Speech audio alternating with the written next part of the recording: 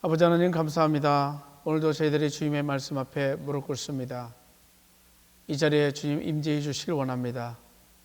저희들의 머리를 열어주시고 저희들의 마음을 열어주시고 주님께서 주시는 하늘의 지혜를 듬뿍 받아서 이 말씀 가지고 이 땅 살게 하시고 특별히 이 말씀으로 삶에 잘 적용하여서 항상 복된 삶을 살아갈 수 있도록 인도하여 주옵소서. 예수님 이름으로 기도합니다. 아멘. 오늘 우리에게 주시는 하나님의 말씀은 마태복음 20장 24절부터 34절까지의 말씀입니다. 제가 봉독하겠습니다.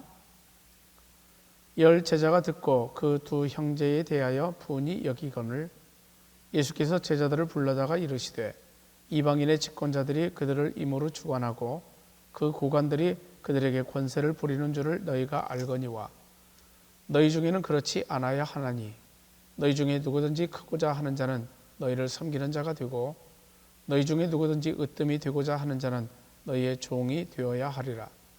인자가 온 것은 섬김을 받으려 함이 아니라 도리어 섬기려 하고 자기 목숨을 많은 사람의 대속물로 주려 함이니라. 그들이 여리고에서 떠나갈 때에 큰 무리가 예수를 따르더라. 맹인 두 사람이 길가에 앉았다가 예수께서 지나가신다 함을 듣고 소리질러 이르되 주여 우리를 불쌍히 여기소서. 다윗의 자손이여 하니 무리가 꾸짖어 잠잠하라 하되 더욱 소리질러 이르되 주여 우리를 불쌍히 여기소서. 다윗의 자손이여 하는지라. 예수께서 머물러 서서 그들을 불러 이르시되 너에게 무엇을 하여 주기를 원하느냐. 이르되 주여 우리의 눈 뜨기를 원하나이다. 예수께서 불쌍히 여기사 그들의 눈을 만지시니 곧 보게 되어 그들이 예수를 따르니라. 아멘. 오늘 말씀에는 두 가지의 말씀이 나오죠. 하나는 제자들 사이에 분쟁이 일어난 겁니다. 또 하나는 예수님께서 맹인의 눈을 뜨게 해주신 사건이고요. 이 두 개가 연결이 되어 있어요. 제자들 사이에 분쟁이 일어난 것은 세베대의 아들의 어머니가 예수님께서 요구를 한 것이죠. 나중에 주의 나라에서 제 아들들 중 하나는 주의 우편에 또 하나는 주의 좌편에 앉게 해주십시오. 이렇게 요구한 거예요. 야고보와 요한이 장성한 사람이고 예수님을 지금 따라서 공생의 사역에 동참하고 있는 예수님의 제자들이에요. 근데 어머니가 예수님께로 온 거예요. 그리고 예수님께 요구를 한 거예요. 제 아들을 주의 좌편과 우편에 앉게 해주십시오.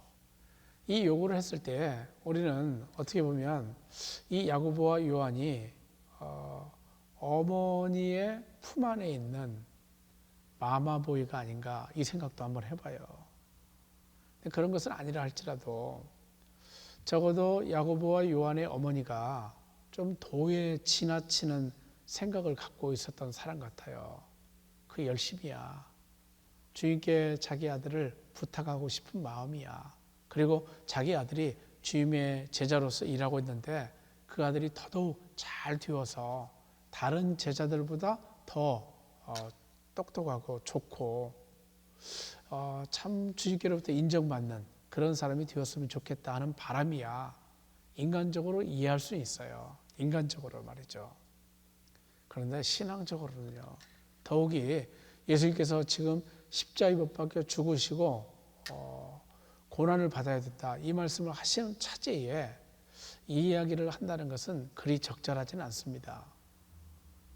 여튼 예수님께서 그렇게 정리하셨어요. 그래서 야고보와 요한에게 직접 물으신 겁니다.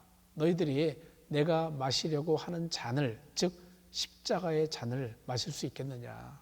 마실 수 있다고 얘기했어요. 그러면서 우리가 이런 생각을 해보았습니다. 야고보와 요한이 마시려는 마음 가지고 있고 신앙적 결단 가지고 있었다 생각할 수 있어요. 그런데 우리가 어떤 하나님의 일을 하는데 인생 중간에 하나님을 위해서 일을 하는데 있어서 무엇이 가장 중요할 것인가 한번 생각해 보면요. 최종적인 목적이 무엇인가. 내가 지금 일하고 있는데, 내가 지금 하나님을 위해서 열심히 살아가고 있는데 이 최종적인 목적이 과연 무엇인가? 이 과정과 결과를 연결시켜서 생각해 보는 것은 커다란 신앙적 지혜라는 것이죠. 내 과정이 내 그때 순간적인 내 그때 당시에 열심히 하나님을 위한 순수한 것이라 할지라도 만약에 최종적인 목적이 내가 주님의 나라에서 주님의 우편에 좌편에 앉는 거야. 내가 예수님께로부터 그렇게 인정받는 그런 사람이 되었으면 참 좋겠어 하는 것이 만약에 최종적인 목적이라고 한다면 그거 인간적인 목적이 아니겠습니까? 자기가 그러면 중간에 그 열심을 내서 일하는 것들, 주님의 십자가를 지겠다는 그 마음, 주님께서 마시려고 하는 그 잔을 나도 마시겠다고 하는 그 마음이 결국은 이 결과에 의해서 지배당하는, 이 결과를 위해서 행하는 그런 것이 된다고 한다면 이 열심은 인간적인 열심이죠.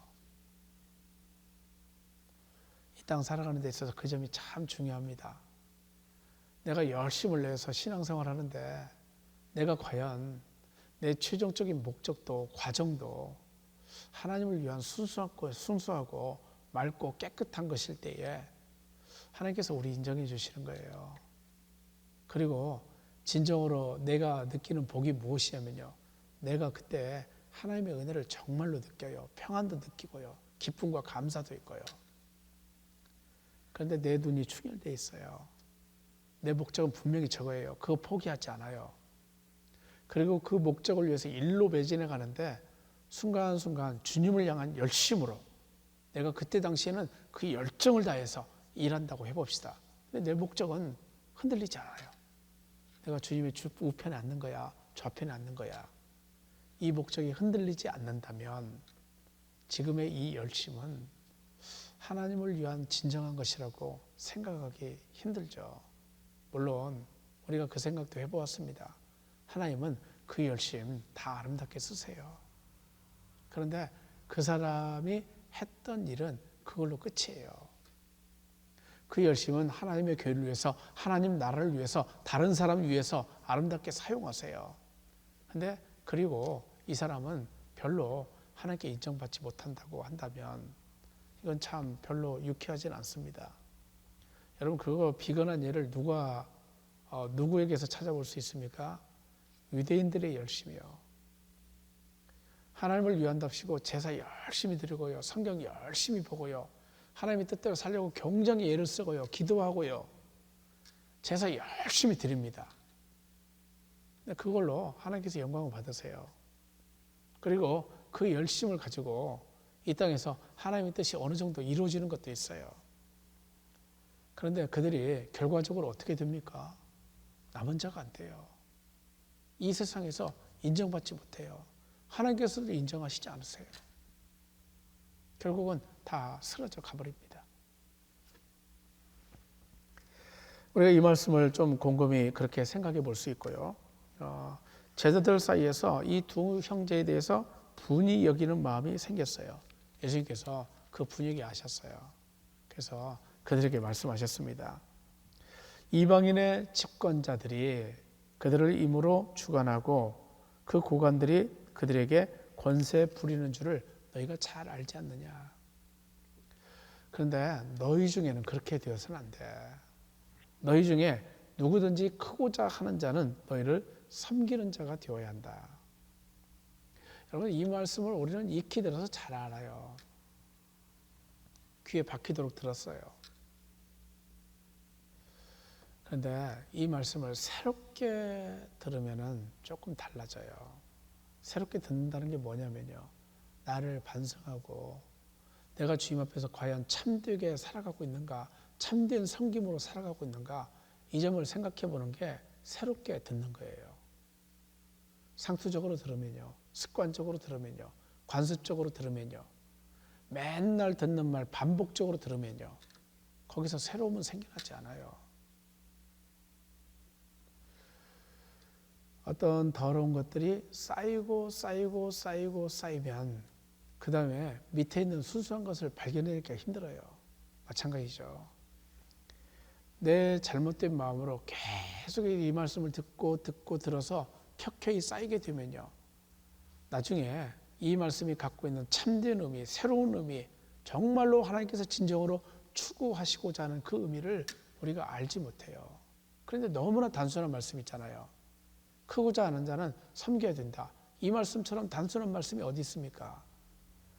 우리가 생각해 보지만 머리로 아는 것하고 마음으로 깨닫는 것하고 시간이 상당히 걸릴 수도 있어요. 근데 이거 알아가는 게 참 신앙의 묘미잖아요. 이걸 잘 알아가면 우리가 그만큼 복된 신앙생활을 할 수 있습니다. 너희 중에 으뜸이 되고자 하는 자 너희의 종이 되어야 할 것이다. 이렇게 말씀하시면서 예수님께서 이렇게 결론을 지으셨어요. 인자가 온 것은, 즉 예수님 당신께서 오신 것은 섬김을 받으려 함이 아니라 도리어 섬기려 하고 자기 목숨을 많은 사람의 대속물로 주려 함이니라. 이 말씀도 우리가 익히 잘 알아요. 그런데 새롭게 받아들이자는 거예요. 좀 맑고 투명하고 깨끗하게 받아들이자고 하는 거예요. 그러려면 우리 귀와 눈과 그리고 머리 사이에 있는 것, 이거 조금 없애버리고요. 이 장벽이 있잖아요. 내 귀, 눈과 머리 사이에는 내 주관이라고 하는, 내 생각, 내 아집이라고 하는 잘못된 게 반드시 있거든요. 이거 좀 없애버리면 주님의 말씀을 순수하게 새롭게 받아들일 수 있어요. 그 다음에 머리와 마음 사이에 또 장벽이 있잖아요. 내 고집, 아집. 이거 버리지 못하면요, 순수하게 깨끗하게 받아들이지 못해요. 이것도 없애버리고요. 그리고 나서 이 말씀을 받아들이면 예수님께서 나를 위해서 죽으시는구나, 나를 섬기시는구나, 이게 잔잔하게 내 속으로 밀려 들어온다는 것이죠. 여기서 우리가 진정한 신앙의 묘미를 알아차릴 수 있습니다. 예수님께서 그렇게 하시고 여리고에서 떠나가실 때에 큰 무리가 예수님을 따랐어요. 그런데 맹인 두 사람이 길가에 앉았다가 계속해서 소리를 지르는 거예요. 주여 우리를 불쌍히 여기소서, 주여 우리를 불쌍히 여기소서. 무리가 꾸짖었어요. 잠잠하라고. 그렇게 그런 상황에서 예수님께서 불렀어요. 그들을. 내가 너희에게 무엇을 하여 주기를 원하느냐. 저희들이 눈뜨기를 원합니다. 예수님께서 그 눈을 만지셔서 그들이 볼 수 있게 만들어 주셨습니다. 우리 눈이 닫혀 있는 게 있어요. 제자들이 하나님의 참 목적, 하나님의 정말로 뜻하시는 것, 그거 보지 못하는 것은 눈을 감고 있는 거예요. 육적인 눈은 뜨고 있어요. 근데 눈이, 영적인 눈은 감겨져 있는 거예요. 그러니까 주의 우편에, 주의 좌편에 앉게 해달라고 요구해요. 지금 내 마음으로는, 하나님을 사랑하는 마음으로는 열심을 다해서 일을 해요. 그런데 내 최종적인 목적은 변하지 않아요. 나를 위한 거예요, 결국은. 그건 제자들의 눈이 감겨져 있다는 거예요. 무리들이 지금 계속해서 예수님을 따르잖아요. 큰 무리가 지금 예수님 따르잖아요.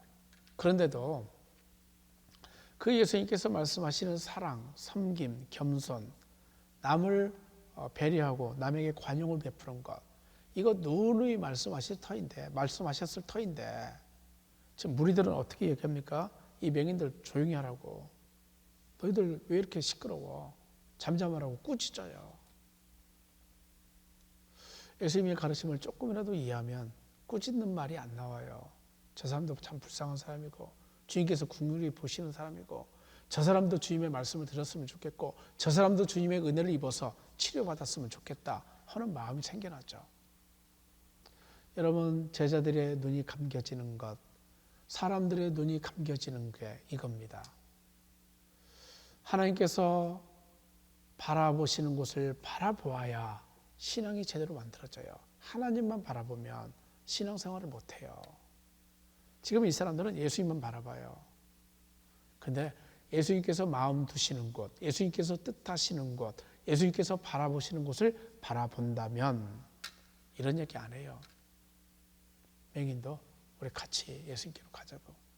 오히려 맹인은 더 안쓰러운 사람이니까 더 챙겨서 예수님 가까이로 데려갈 수 있어요. 우리가 이 세상 살아갈 때 그렇죠. 예수님의 마음을 가지고 세상 사람들을 바라보면, 세상을 바라보면 그들을 위해서 기도할 수 있어요. 안타까운 마음 가지고요. 그런데 이 눈이 없으면요, 계속해서 남을 지적해요. 비판하고 판단하고 정죄합니다. 그런 나머지 내 속에도 평안은 없고요. 그 다음에 내 주변에도 싸움밖에 안 일어나요. 주님의 마음을 가지고 복된 신앙생활하는 우리 모두가 되었으면 참 좋겠습니다. 기도하시죠. 아버지 하나님 감사합니다. 저희를 사랑하시는 주님, 저들이 참된 신앙생활을 하기를 원합니다. 저들의 가려진 눈을 주님께서 밝히 열어주시어서 주님께서 뜻하시는 곳, 마음 두시는 곳, 바라보시는 곳을 저희들이 바라보면서 저희들이 주님의 마음으로 바뀌어지는 귀한 은혜를 허락하여 주옵소서. 예수님 이름으로 기도합니다. 아멘.